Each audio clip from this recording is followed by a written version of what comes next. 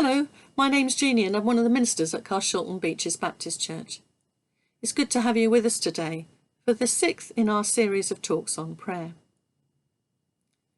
As we discovered earlier in the series, Jesus' disciples were fascinated and inspired by watching him pray, and they asked him to teach them to pray. The result was what we call the Lord's Prayer, and it's been used ever since in those words, but it's also a kind of example or model prayer. It contains, if you like, a list of ingredients or basic essentials for any prayer life. Now, the first part of that perhaps doesn't trouble us too much. We can pray for God's name to be honoured. We can pray for earth to look more like heaven. And who doesn't want to have their basic daily needs met for themselves or for others that they care about? The next part can be translated in various ways. Sometimes it's forgive us our debts, because wrongdoing is seen as a debt that we owe to God. Sometimes it's forgive us our trespasses, times when we've wandered into places that we shouldn't, in our thoughts or words or deeds. Now certainly I want my mess-ups, which are many, to be forgiven. I want that slate to be wiped clean. But what was that next part of the phrase again? As we also have forgiven. Ouch. Forgiveness. It's an easy thing to say, isn't it? It can trip off our tongue. But to really forgive, that's much more difficult. So that's the topic we come to today, prayer and forgiveness. And it's a massive one in the Bible. The New Testament is laced through with lots of references to it. I'm only going to be able to scratch the surface today, inevitably. Now, as we're very aware at the moment, in our world there are huge issues of systemic injustice, really big and appalling things. And the whole issue of justice is a massive biblical one as well. But today I'm looking at individual issues, relationships one-to-one, and how forgiveness fits into those, because that's the context of Matthew 18, the parable of the unforgiving servant. So let's look first of all at receiving forgiveness. I wonder if you've ever upset a close friend or family member. It really affects the relationship, doesn't it? Conversation becomes strained. There's a kind of tense atmosphere. It affects it in all kinds of ways. The same is true with God. The things that we do wrong, say, do, think, they also affect our relationship with God. Frederick Buechner said this: "To confess your sins to God is not to tell him anything that he doesn't already know. Until you confess them, however, they are the abyss between you. When you confess them, they become a bridge." When it comes to praying to God to ask him to forgive us, I think we can fall into one of two traps. The first is to feel that the thing that needs forgiveness is just too big, it's too huge. Now, it might be that big in the grand scheme of things, but we can continually kind of rehearse it inside, so it becomes bigger and bigger in our thinking. Or it might actually be genuinely catastrophic. David, in the Old Testament, committed adultery and then a cold-blooded murder. He came to realise the enormity of what he had done wrong, and he wrote these words in Psalm 51. "Wash away all my iniquity and cleanse me from my sin, for I know my transgressions, and my sin is always before me." David found forgiveness, and his story reminds us that nothing is too big for God to forgive. So if somehow you think there's something in your life that God can't forgive, it's not true. There is absolutely nothing that he cannot forgive if we will just bring it to him. The other trap, though, is rather different. We can feel that perhaps we don't need forgiving. We might think, I was a little unkind today, but we minimise it. We think perhaps it wasn't really that important. If we've been Christians for a long time, we can think, well, we're not really that bad, we're doing okay. That's as much of a trap. Like Peter, refusing to let Jesus wash his feet, we can be too proud or too busy justifying ourselves to come to God and ask for the forgiveness that we need. The story that Jesus told about the unforgiving servant is in the context of arguments within the church, the Christian community, between fellow Christians. The story begins with a man who owes a huge debt to a king. It's translated servant, but actually it looks as though he was probably an employee of the king who handled finances and somehow has mismanaged them so that he's got in the end a debt that is simply too large to pay. The size of it means that he will never ever be able to pay it back. But he falls at the feet of the king and asks the king to be patient until he can pay it back, even though he can't possibly do that. Now, the people who first heard this story were used to cruel kings, real tyrants, and so they would have been incredibly surprised when in the story the king forgives him. The man has only asked for patience, but the king releases him from all of the debt, gives him mercy and freedom. God's love and grace are outrageously generous, just like that. What Jesus did in dying for us on the cross was the most costly transaction in the whole of history, and it's so important that it's not ignored or rejected. There's a prison in Brazil which rehabilitates prisoners. It's an extraordinary place. In one of the cells, a maximum security one that was designed for solitary confinement, there are no prisoners, but there's a large crucifix on the wall. People who visit are told, here is the prisoner who's paying the price for us. I love the parable of the prodigal son. And we're all prodigals, at times getting completely lost, losing our way.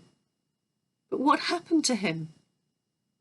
Well, he sets off back home, of course, still smelling of the pigsty, a pocket full of not very good mixed motives, and a kind of half excuse which he's rehearsing on the way home. But before he can even get there, and certainly before he can finish his speech, he is enveloped, he's embraced despite all the dirt that he has, and he is welcomed home. That's what God's love is like for us. Whenever we turn away, we only have to turn back, and he is always waiting for us, always waiting to forgive us. So if the risk is that we either kind of become over-involved in our own guilt or treat it too lightly, what is the way forward for us? I think the answer is to allow God to search us. David writes these words in Psalm 139. Look through me, O God, and know my heart. Try me and know my thoughts. See if there is any sinful way in me, and lead me in the way that lasts forever.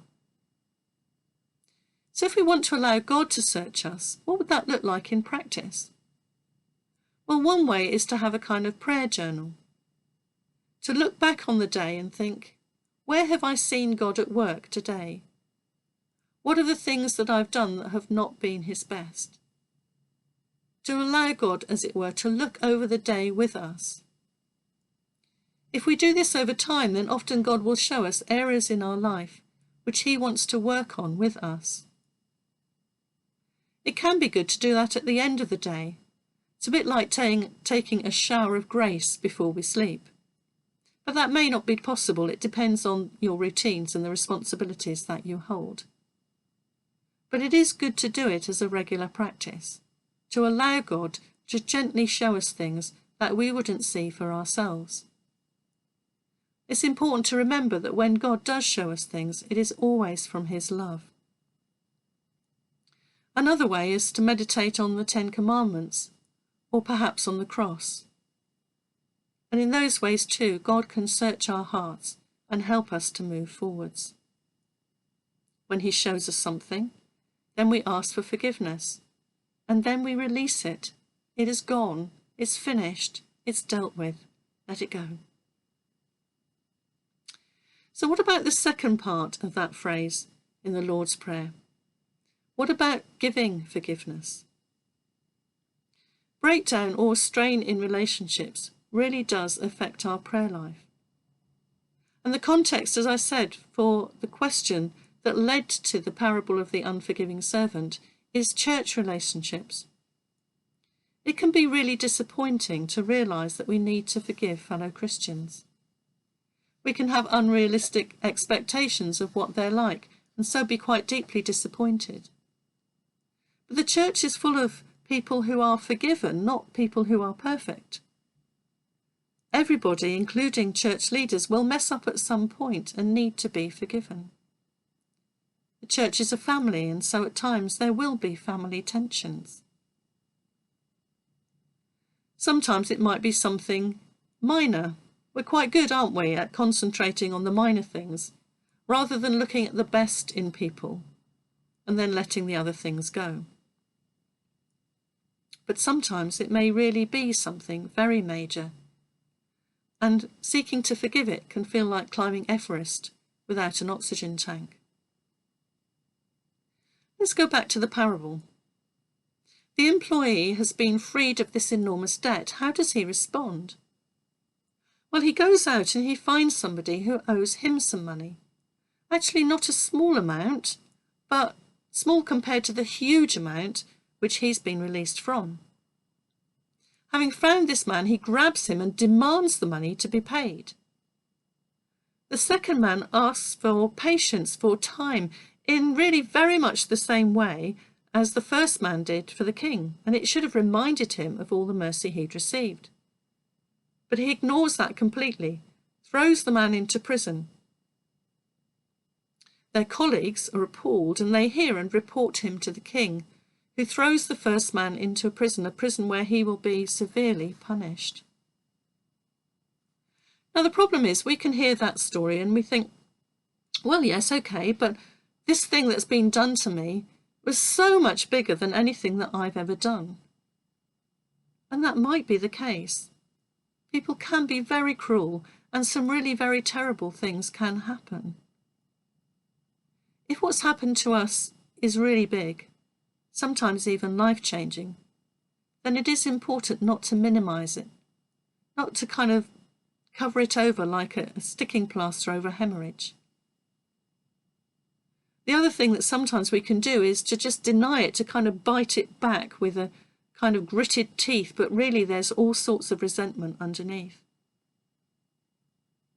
It's important to say that looking towards forgiveness does not mean that what happened wasn't important. And it doesn't mean that it wasn't wrong. It's because it's wrong that it needs to be forgiven. Forgiving doesn't say that it was right or trivial. Now, at times the relationship may not be able to be restored. At times it may. It does really vary. And there may be consequences to be faced, sometimes legal or sometimes otherwise. Forgiveness doesn't remove those. Forgiveness is not dependent, though, either on the attitude of the person concerned. We may make a decision never to tell them how much they have hurt us, or they may have moved away, or they may even have died. Forgiveness is a choice. It's a way to give up my role as judge, my role as avenger, and turn the situation over to God. It's a way to say, I'm not going to hold this against them any longer. It's hard. So what are the steps to offering forgiveness, and why is it so important that it's a part of our prayer life? Well, firstly, I think it's about the direction of travel. What I mean by that is the first step is to work towards wanting to forgive. We may need to begin by recognising that in the end, holding on to resentment and bitterness will really damage us and damage our prayer life. We may need to ask God to help us to want to forgive. If it's a big hurt, it may be important to talk to somebody, allow those feelings out, to pray it through. That's not the same as endlessly rehearsing it to anybody who will listen. It's very much a step to allowing us to work towards wanting to forgive. Secondly, forgiveness is an act of will rather than of our feelings. It's a way of saying, I will choose to forgive. We're likely to need to do it a number of times as we remember again the grievance, or perhaps the impact that it's had on us might come again in one way or another. Thirdly, it can help us to pray for the good of the person concerned, to ask God to bless them. One of the things Jesus taught his disciples was this: love your enemies and pray for those who persecute you, that you may be children of your Father in heaven. It is incredibly tough. But we find sometimes that as we do that, we're able to see the person really quite differently, to see them as God sees them, as frail and human, just as we are. That phrase from the Lord's Prayer does not mean that we have to use forgiveness to earn God's forgiveness. That's not how it works. We can never earn it. It is always a gift. Rather, that phrase means that because of the way that we ourselves have been forgiven, we are able to give that same gift to somebody else. It's like passing a drop of water from the bucket of water that we have received. It's grace that we have been given in order to pass on. The last verse of that parable, "This is how my heavenly Father will treat you unless you forgive your brother or sister from your heart," can seem incredibly harsh and not like the God of love that we know and speak about. Now, it's important to remember that it is a parable. It's a story with one main central point. It's not meant to be that every detail has an equivalent. We're not meant to assume that God is exactly like this king, looking to torture the unforgiving. That's not what Jesus is saying. The story is making this central point that we ourselves have been forgiven, a debt beyond anything that we could pay, and this should change how we behave towards others. But it is clear biblically, here and elsewhere, that God takes our forgiving of other people very seriously. Forgiveness that we receive is not like a gift given by a sort of docile grandfather who's going to give it regardless of how we treat him or others. If we take ourselves out of the river of God's grace in order to hold on tightly to resentment against another, then that river of God's grace cannot flow over us. We've taken ourselves out of it. It's really important. We need to be working on having open hands and hearts so that we can receive God's love in all the ways that we need. Now, Peter thought he was doing well. The rabbis taught that you had to forgive somebody 3 times. And Peter, when he speaks to Jesus just before this parable, says, I'm going to forgive 7 times? Is that it? Jesus' reply, no, 70 times 7, doesn't mean that we count up to 490 and then we can not forgive at all. It's a way of saying forgiveness needs to be limitless, because God's forgiveness towards us is limitless. Our church communities need to be places where forgiveness is the hallmark. I wonder if that's true in our church communities. There are some quite remarkable stories of forgiveness, really inspiring ones, such as Gordon Wilson, who forgave the terrorists who planted the bomb which killed his daughter Marie, and who then went on to work for peace and reconciliation in Northern Ireland. Or stories like those emerging from South Africa's Truth and Reconciliation Commission, a woman there who equally publicly forgave the man who had killed her husband and son. As she walked across the room to embrace him, the people around her began gently to sing, "Amazing grace, how sweet the sound that saved a wretch like me." We need to be people who receive God's amazing grace and are then able to give it. This world needs that grace. May we be those who, in receiving, also find a way to give it away. May God bless you.